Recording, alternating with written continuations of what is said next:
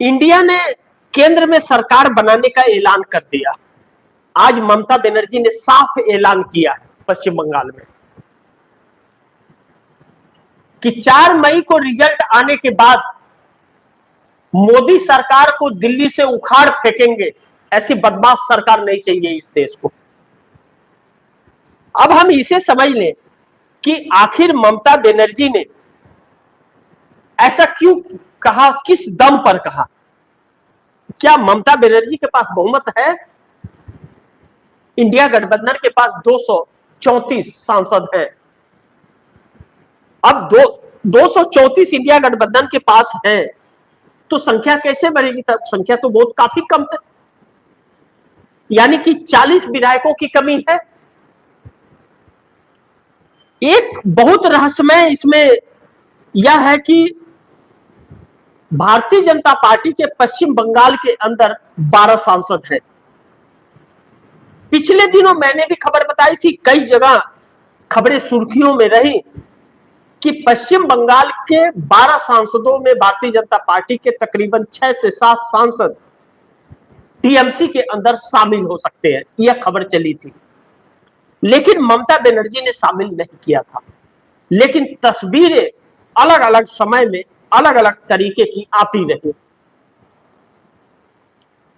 और 2021 में भारतीय जनता पार्टी 70 से 75 विधानसभा की सीटें जीतने के बाद जो 200 पार के नारे दे रही थी और 70-75 पर आकर के टिक गई, उसके बाद 50% तकरीबन विधायक टीएमसी में जाकर के शामिल हो गए भाजपा के। लेकिन 2024 में चुन के आए 12 सांसद अगर 4 मई को ममता बनर्जी के हक में आ गया और 200 पार ममता बनर्जी फिर चली गई और चौथी बार मुख्यमंत्री बन गई, तो भारतीय जनता पार्टी के 12 के 12 सांसद और भारतीय जनता पार्टी के वह विधायक टीएमसी में वापस चले जाएंगे। अब पश्चिम बंगाल के अंदर दो चीजें हैं कि टीएमसी से ही लोगों को तोड़कर ईडी सीबीआई का डर दिखा करके भाजपा में लाया गया है और चुनाव लड़वाया जा रहा है। ऐसे में पश्चिम बंगाल की जनता भी इन बातों को सोचने के लिए मजबूर है कि जब टीएमसी से गए हुए नेता को ही हम दे वोट, उससे अच्छा हम डायरेक्ट टीएमसी को क्यों न दे। जब उनको फिर टीएमसी में ही आना है तो हम टीएमसी को दे, उनको क्यों दे जो पार्टी दर बदल कर रहे हैं। वोटरों का ध्यान भटक गया, वह सोचने लगे हैं और समझने लगे हैं, यानी कि चुनाव आयोग की तरकीब को भी और मोदी शाह के जोड़ी को भी लोग अब समझना शुरू करती है और कहते हैं कि जब तक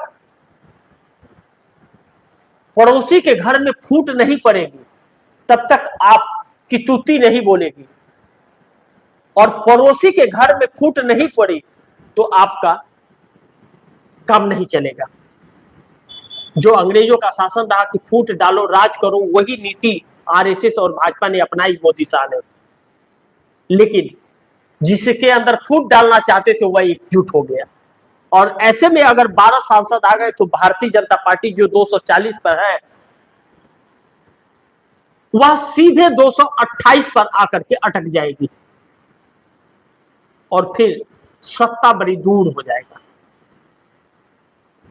ऐसे में ममता बनर्जी का कितना असर पड़ता है और इंडिया गठबंधन किस हद तक चुनौती दे सकता है मोदी सरकार को, यह देखना बड़ी महत्वपूर्ण होगा।